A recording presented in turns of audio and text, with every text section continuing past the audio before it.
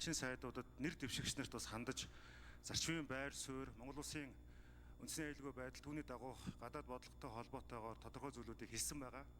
Одоо бол арай ерөнхий зүйлийг хэлэхэд 21 элчин сайдын одоо 7 нэмэгтэй байна.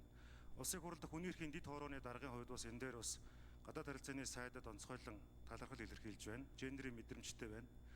Тэгээ судлаач Шинжлэх ухааны гавьяа зүтгэлтэн Сумьяватрын одоо номон дээр бичснээр бол 1220 оны луу жил анхны одоо эмэгтэй элчин бол Монголоос Солонгос руу томилогдчихсэн тухай бас тэмдэглэл байдаг. Тэгээ үүнчлэн бас одоо эмэгтэй хүн дипломат албанд тэр тусмаа бас одоо онц бөгөөд бүрэрхт элчин сайдын төвшөнд ажиллах дээр бол бас энэ мэргэжлийн ам анхаарч байгаа нь сайшаалтай гэж үзэж байна.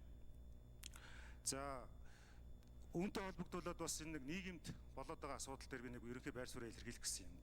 Элчин сайд 21, за дид сайд 15 6 гэдэг 30-аад сайдын асуудал яриад иргэд олон нийт бас энэ дээр ингээд тодорхой хэмжээнд бас одоо байр суурийг илэрхийлж байна. За энэ дээр бол яг энэ гадаад бодлогын нэг цонхны хүрээнд аль болохоор яг энэ Монгол улсаан төлөөлөн тодорхой орнуудад явах гэж байгаа элчин сайдын асуудал дээр ямар нэгэн байдлаар улс төрчихөн зогсохгүй бах.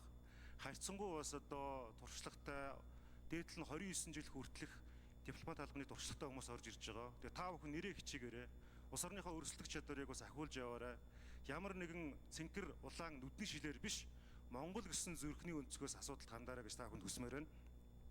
За хоёрдугаарт нь хэлэх боломж олдохгүйс учраас микрофон ашиглаа сүүлийн 1 минутанда нэг зүйлийг ярмаар байгаа.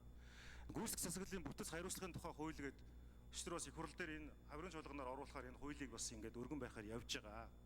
За энд бол энэ одоо засгийн газар сайн засаглалын асуудлыг бас ингээд нэлээд нухацтайгаар авч үзье гэсэн.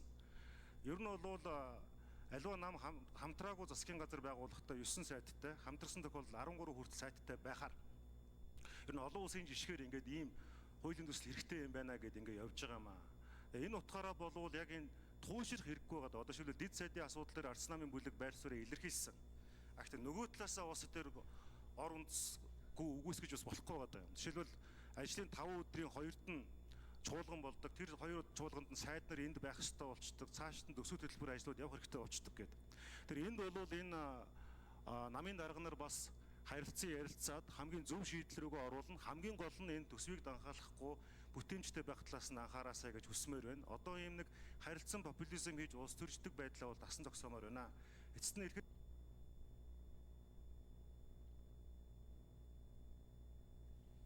За үг хэлсэн үү? За 1 минут үгүй. Эрдэнэ болдог шүү. тэгээд 1 минутанда багтаагаад та бүхнээс нэг асуулт асуучих. Яг бид нар их тийм шууруу явж байгаа. Он гарах гад, чуулганаа хаах гад. Гэхдээ энэ 21 хүн байгаа. Та бүхэн нэг 30 секундэд багтаагаад энэ протокол явж байгаа. Тухайн орондоо очиод ямар ажлыг хамгийн түрүүнд Монгол Улсын төлөө элчин одоо сайдынхаа бүрэн эрхийн хүрээнд хийх вэ? Энийг протоколд үлдээмээр байгаа юм. Ингээд дараад нь та бүхний бүрэн эрх дуусгах чинь энэ аманда хэр хүрсэн бэ гэдгийг үнэлэхэд энэ протоколыг ашигланаа. Хариуцлага яригдах тохиолдолд энэ протоколыг ашигланаа. За ингээд та бүхнийг нэг 30 секундэд багтаагаад тэгэхээр нэг 10 минут орчим болох бах. Та бүхэн өөрийн очиж байгаа орондоо ямар хүсэл тэмүүл ирмэлцлэр Монгол Улсын өрсөлдөх чадварыг яаж нэмэгдүүлэх гэж юуны төлөө очиж байгаа юм бэ гэдгийг чинь ард түмэн сонсох ёстой. Энэ бол шагнал биш, ажил хариуцлага гэдэг талаас нь иргэд олон нийтэд зөв ойлголт өгөөднөөс та бүхэн энэ асуултанд тус бүрд нь хариулахгүй.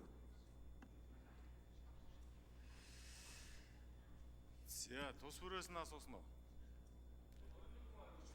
21 хүн хариулах юм байна тий. За 30 секунд хүртэл хугацаанд хариулъя гэсэн шүү. За хинээс эхэлв үү? За 4 номерын микрофон дээр өөрийгөө танилцуулаад товчхон хариулаад